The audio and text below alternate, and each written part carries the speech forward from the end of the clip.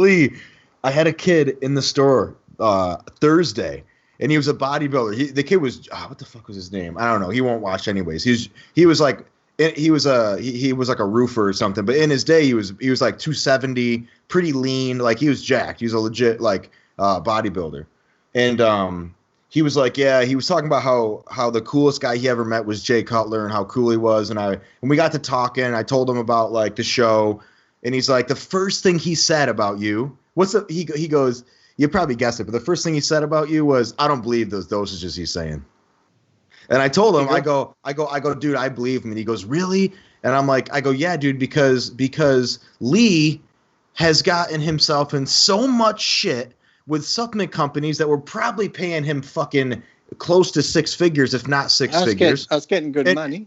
Yeah, and he literally, like, because he told the truth about shit. Like if Muscle Tech's, like if Muscle Tech, somebody asked Lee, hey, do you take the Nitro Tech? And Lee doesn't. No. Do you take the Hydroxy Cut? No.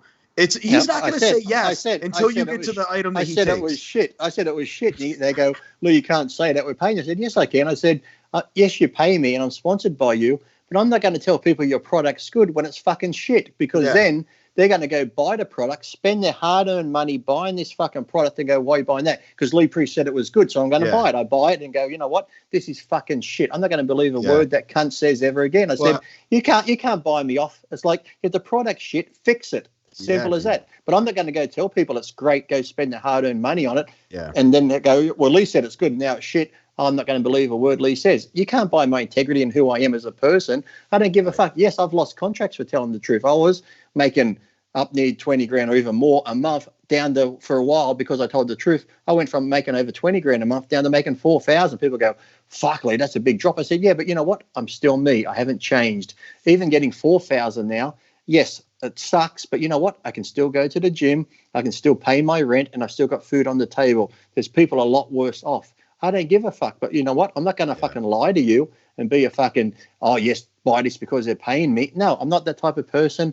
I never fucking have been. I'm not a fucking yes man. I'll tell you the truth. There's other examples of you being honest too, like that don't have to do with supplements. But so I said this to this kid, and I was like, why the fuck would he take 500 milligrams, or why would he take 1,000 milligrams a week of Sust and then lie about it and say he only took 500? Like, exactly. He wouldn't fucking lie about that. If like you got, I'm like, you got a full head of hair. You never had. I wrote a whole article about you called "Why Lee Isn't Lying," and you got a full head of hair. You never even had semi-distension. You never had that look. You never had that like.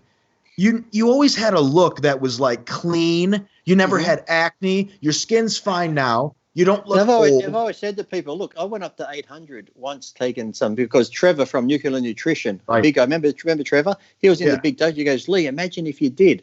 And to me, it's like, why though? Because, okay, maybe if I abused it, maybe I could get a bit bigger. But in that bit of abuse, say I fuck my kidneys up, say I fuck my liver up, say I do some irreversible damage. Is it worth it? And to me, it wasn't, because if I'm making good gains now and I look good using the amounts I'm using, why fucking risk it all for fucking...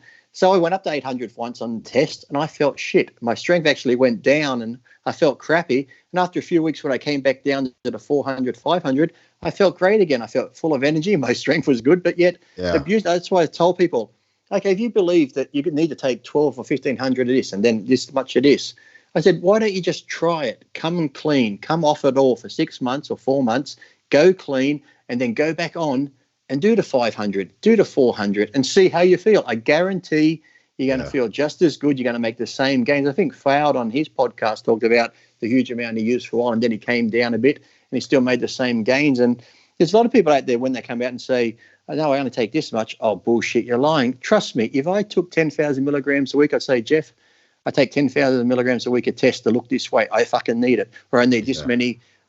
Growth, these many IGs of fucking growth to look this way. I'd fucking tell you, because I'd want you to know what it took me to go through to look a certain way. But I'm trying to tell you, you don't need to go through all that hell and all that abuse. If you train hard, you eat well, and you've got good genetics, you don't need to abuse your body with fucking drugs just because somebody else might have done it or you read on fucking line. Why don't you just fucking try it and start with a small amount and see? And you'll be like, you know what, fuck, Lee was right. I didn't need to take that amount. I only need a small amount. So in the long run, who's to say maybe taking a small amount, you still might fuck yourself up. Who knows? But I can guarantee I'd rather you taking 400 or 500 than fucking 2,000 milligrams if it's going to be safer. As I've always said, yes, I've used drugs, but I've never fucking abused them once. And if I did, I'd tell you, I say, yes, I had to go through all this shit, but now I'm fucked up inside because I had to use these amounts. If you can do it without using these amounts, please try and do it. And that's what I'm saying. Look, if you got the great genetics and you can train hard and eat well. If you got the great genetics, too. You can probably do it on small amounts. So don't go and I need this because I heard he took it, so I need to take the same. No, you don't. And if you need it, then the only one who's going to benefit. You can't be. Go ahead. I was going to say the only one who's going to benefit from you using this fucking biggest cycle of 2,000 milligrams is the guy you're buying off. He's like, oh yeah, fucking buy another bottle. The guy who used to buy it off. My friend now, I don't want to say his name, but he'd probably tell you himself if he came on. He'll tell you, he goes, trust me, when Lee come to buy shit off me, I knew I wasn't going out to buy a new fucking car because a small amount he used. I'd say, Lee, what do you want? He'd go, oh, give me a bottle of Test, give me a bottle of Dianabol, and that's it. He was like, I used to tell people, when I did the Ironman, the Arnold Classic in the San Francisco, there's 3 shows. My biggest drug cycle cost me, for 16 weeks, cost me $1,800 fucking dollars. I still remember now, maybe what was it? 17. It was just like a bottle of Test here, a bottle of Deca, a bottle of Dianabol. I was taking like maybe 25 to 30 milligrams of D-bol a day if it was tablet form. And then it might have been, like if I had Deca 300, I'd take 1 mil a week of Deca 300. So he used to say, trust me, I'd never get rich. If all my drug people were like Lee, he goes, I'd go fucking broke. I wouldn't be making fucking money. So it was around $1,775. I just rounded up. It was $1,800 for 16 weeks of dieting using gear. It might have been a bit of clenbuterol, which to me I didn't really count as gear anyway. So I might have been taking 2 things. I might have taken Deca and Dianabol for the first 6 weeks of my diet. And then after that, I might have stopped the Deca and Dianabol and gone to fucking testosterone and maybe 300 milligrams of Test for a week. And then next week, 400. That would be high as I go. If I was using sus, I'd take 1 mil for a week or so. Then the next couple of weeks, I'd go to 2 mil, which if it's legitimate 250 milligrams per mil, would have been 500 milligrams of sus 250 I'm taking a week. And I said, I never got this. Like I said, Honey Rembod, when he wanted to help me, I said, Mike Yablon, who you know, was living with me. I showed him, I said, look what he wants me to take. He wants me to take 8 different fucking drugs. I said, I ain't fucking doing that. And this was before the 2000 Night of Champions. And Mike Yablon, I used to laugh when Honey would come around. He goes, you taking all that gear? I'm like, yeah. He goes, oh, mate, you're looking fucking good. And Mike knew I was only probably taking Dianabol and Deca. But Honey thought I was taking these 8 different fucking drugs. That's the best story ever. I'm not going to take 8 different drugs when if I'm taking 8, maybe only 3 of them are working. How do I know these other fucking 5 are working? Yeah, and Mike and I would be laughing, going, Honey Rembod gives Lee a fucking laundry list of drugs and he got mad into him. He got mad at me once. I said, look, because Honey come around once and he saw my training. He goes, Lee, your diet's good, your training's good. Let me give you this. And he gave me the drug cycle. And I said, well, I'm not fucking doing it. So I didn't have to change my training. I didn't change my dieting. He just gave me a bigger drug cycle. I said that once. And he called me up and goes, Lee, you can't go saying that. I said, why not? Because I think I did an interview somewhere. And they said, when Honey wanted to work with you, what was the difference in the things that he wanted you to do? I said, he wanted me to take more drugs. Yeah. And I said that. And he goes, you can't say it. I said, but why not? If that's the truth, if the only difference between what you wanted me to do to what I was doing was from me taking 2 or 3 different compounds, so you wanted me to take 8, well, that's the fucking truth. You only wanted me to take more drugs. Yeah, but you can't say that. Why not? If that's the fucking truth, if the only difference between what you wanted me to do compared to what I was already doing was the amount of drugs to take, then that's the fucking truth. I'm not going to fucking lie about it. Well, Lee, I got a business, I got this, well, don't give people that many drugs then, if that's the fucking case. I don't know what he had Phil take or these other people, but I know from my experience when Honey wrote up the program, there was a list of a lot of fucking drugs, and that's what I said, I'm not doing it. And I didn't do it, but yet he thought I was. He's like, mate, Lee, you're looking good. And Mike Yablon can back this story up because he was living with me in Venice on Rose Avenue in the house there. Kathy just moved in with me from Canada. Even Kathy said to me when I was getting ready for the Night of Champions, she goes, it's incredible, Lee, because I heard all these, that Canadian accent, French Canadian.